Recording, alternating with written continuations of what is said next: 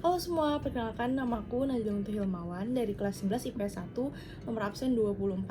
Hari ini aku akan merangkum apa aja sih yang udah kita pelajarin di semester 4 ini.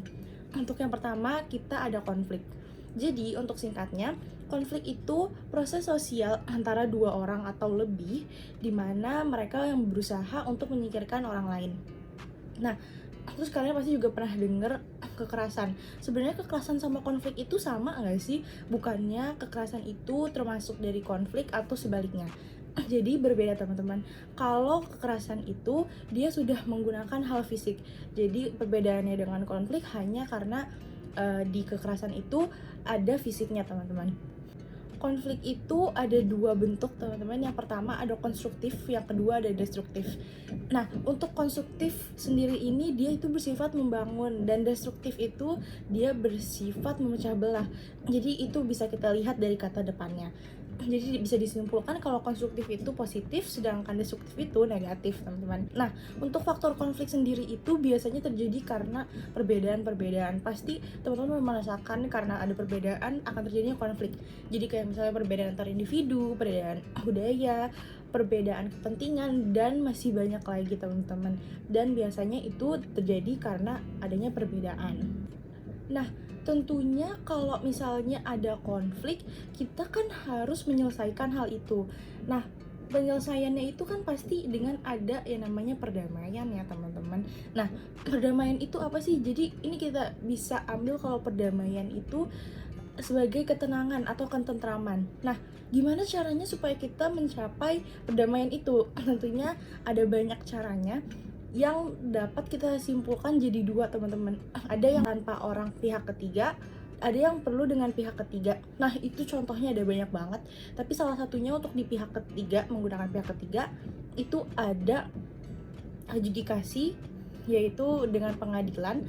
Lalu untuk yang tidak memerlukan pihak ketiga ada kompromi teman-teman. Kompromi itu jadi menemukan jalan tengah. Nah, itu segitu aja yang perlu kita recap dari materi konflik, kekerasan, dan perdamaian sendiri teman-teman. Selanjutnya kita akan masuk ke integrasi. Nah, integrasi itu apa teman-teman? Supaya singkatnya, integrasi adalah penyatuan unsur-unsur budaya. Nah, untuk bentuk-bentuknya sendiri integrasi itu ada 3 teman-teman. Jadi yang pertama akan terjadi integrasi, lalu disintegrasi, lalu reintegrasi. Itu akan membentuk putaran yang akan terjadi di kehidupan masyarakat kita teman-teman. Nah, kalau integrasi itu artinya penyatuan unsur-unsur budaya. Terus disintegrasi sama reintegrasi apa itu?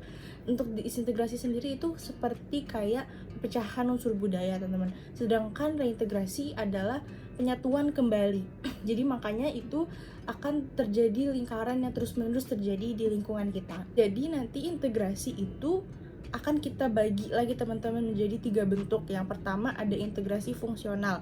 Nah, integrasi fungsional ini biasanya berdasarkan peran yang ada di dalam hidup kita. Lalu yang kedua ada koersif. Nah, untuk integrasi koersif ini dia bersifat paksaan teman-teman. Jadi karena ada paksaan maka terjadinya integrasi. Lalu yang terakhir ada normatif. Jadi ini terjadi karena aturan. Lalu tentunya akan ada juga faktor pendorong terjadinya integrasi teman-teman. Nah, ini tuh ada banyak untuk faktor terjadinya integrasi. Yang pertama bisa karena ada keseimbangan kesempatan, lalu adanya musuh bersama, ada kesamaan unsur budaya, dan masih banyak lagi mengapa bisa terjadi integrasi. Lalu ada juga faktor cepat lambatnya terjadi integrasi. Jadi kayak misalnya yang pertama ada mobilitas geografis.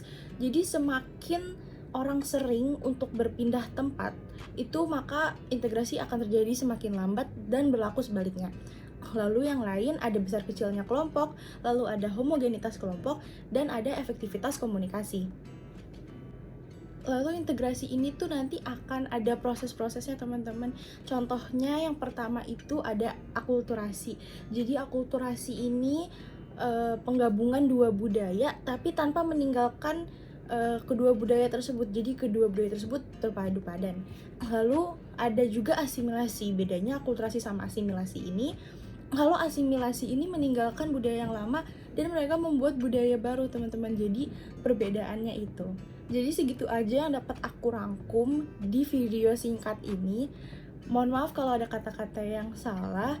Wabillahi taufiq wal hidayah. Wassalamualaikum warahmatullahi wabarakatuh. Dadah!